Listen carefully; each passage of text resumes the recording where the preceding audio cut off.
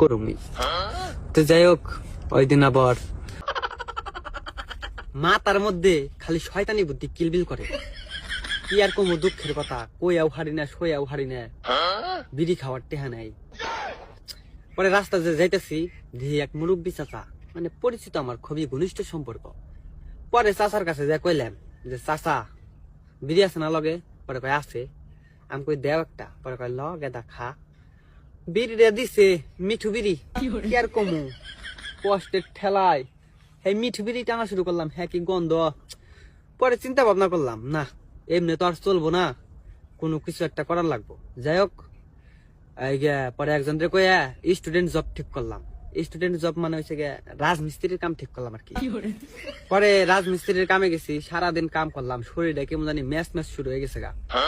পরে কন্ট্রাক্টরদের কইলাম যে ই দেন, আজকের হাজিরাটা আমার নগদ দিয়ে দেন, আমার কাছে তো টাকা পয়সা নাই। কন্ট্রাক্টরে কইলো কি যে আজকে না বিলের দিন, বিল হয়েছে গিয়ে বৃহস্পতিবারে। পরে সেদিন কে 100 টাকা দিয়ে দিল। ওই 100 টাকা দিয়ে রাত্রে কোন রকম করে চললাম। পরের দিন সকালবেলা কামে গেছি, সকালবেলা কামে যায় ওই ব্যক্তি কামে গেছি, আগের দিন দিই নাই। সেদিনকে দিই কি যে সুন্দর একটা মেয়া, ভাই রে ভাই সেই সুন্দর। যে ব্যক্তি কামেছি এই ব্যক্তি যে এত সুন্দর একটা মেয়ে আছে, আগে যদি জানতাম তাহলে তো কাম আরো কবেই ঠিক করে হালাইতে। ওই ব্যক্তি আবার বাইরে গোসলখানার কাম করবে না চাল, এখন পেঁচিয়া পোষা না কয়ে ডিরেক্ট কয়ে হালাই যে টয়লেটের কাম করবার না চাল, নতুন করে টয়লেট দিবা না চাল।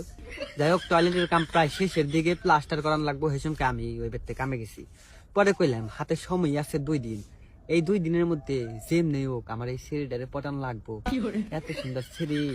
আর আমি তো 2 দিনের লিগে স্টুডেন্ট জব করি, আমি কি প্রফেশনাল স্টুডেন্ট জব করি নাকি? আমি যদি প্রফেশনাল রাজমিস্ত্রি হইতাম তাহলে আলাদা কথা ছিল, আমি হচ্ছে গিয়ে স্টুডেন্ট। পরে অহন কয়ে হালাইলাম ঠাস করে যে ভাই আমার তো সেই আনন্দ লাগবানছে, অহন কি আনন্দ লাগবো, বালি সিমেন্ট ইটা মিটে যা কোন সবাই নামে একবার ফালাই দেই। পরে দুপুর হয়ে গেছে গা, দুপুর বেলা কইলাম যে বাড়িতে কেউ নাই। পরে চাচি আছে, চাচি কয় যে কি হয়েছে? আমি কই প্রতিদিন তো কামের জিনিসই দিলেন, আজকে একটু এনার্জির জিনিস দিবেন না? পরে কই কি লাগবো? আমি কই দুপুর হয়ে গেছে গা, শরবত চা বিস্কুট মিস্কুট যাই দেন, তো খাইবার মন চাই চাল। পরে গিয়ে দিদি ডাক দিয়ে কইলো, মানে ওই শরীরে ডাক দিয়ে কইলো দিবেন লিগা। ইস, মনের মধ্যে ঈদ লাগা শুরু হইলো রে, কাছে আমার ওগুলা দিয়া যাইবো। পরে যখন দিবে রাইছে তখন আমি এমনি করে দেয় ওনার চোখের দিকে তাকায় রয়েছি, এমন চাহনি দিচ্ছি আমার চোখের চাহনিতে 100% প্রেম মেয়ে পড়বো না আবার। পরে কইলাম যে আপনি দিলেন, আপনি বানাইছেন? পরে কয় জি, চা আমি বানাইছি, চা দিছেন? পরে চাটা চুমুক দিছি, কইছি চা তো সেই মিষ্টি, একবার আপনার মতো। ভালো হয়েছে, চায়ের বদলে শরবত পাইছি, খালি একটু গরম।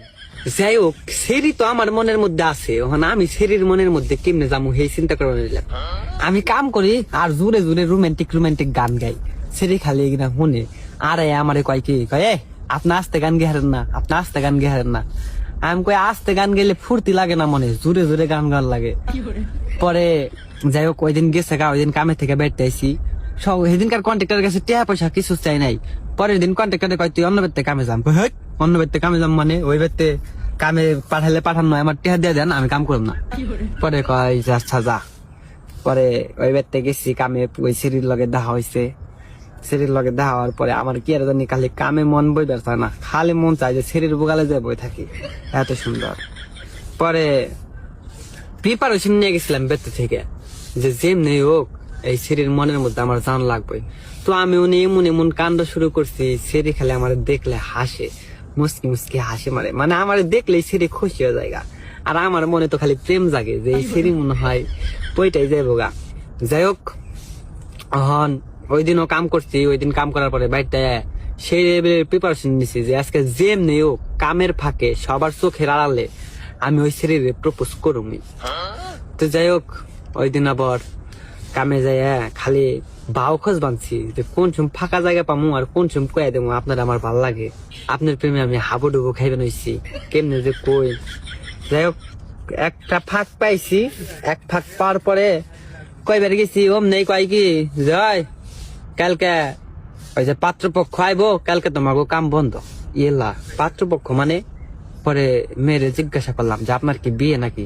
পরে কয় হ্যাঁ আমার বিয়ে বলেই তো কাজ শুরু হয়েছে, কাজ শেষ হলেই আমার বিয়ে, কালকে পাত্রপক্ষ আসবে, এর আগে একবার দেখা গেছে, কালকে কি নাকি করতে আসবে জানি না, হয়তো কাবিন করতে আসবে। ইয়ে মনটা ব্যাঙ্গে সিটটা বিটতে কয় হানে যে লাগলো, এমন মন ভাঙ্গা চুরমার হয়ে গেল গা, যে কষ্টের ঠেলায় অহান বিড়ি আর 2টা বাড়িয়ে খাওয়ান লাগলো। অহান তো টেহা নেই, কন্ট্রাক্টরের ফোন দিয়ে কইলাম যে এমনি এমনি ঘটনা, আমার অন্য বেতে না কামে পাঠিয়ে পেতেছিলেন, তাহলে আমার অন্য বেতেই কামে পাঠান, এনে আমার আর মন টেকবো না।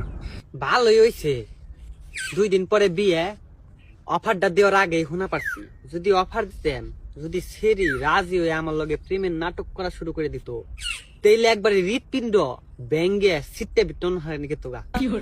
কপালটা ভালো, হন ছ্যাঁকা খাইলেও ছোট ছ্যাঁকা খাইছি, ভালো হয়েছে যে বড় ছ্যাঁকা খাই নাই। পরে সেরি কইলাম বিয়ার দাওয়াত দিয়েন, বিয়ার দাওয়াতে যে জন্ম সেরিটা থাকে হেগলে পটামু।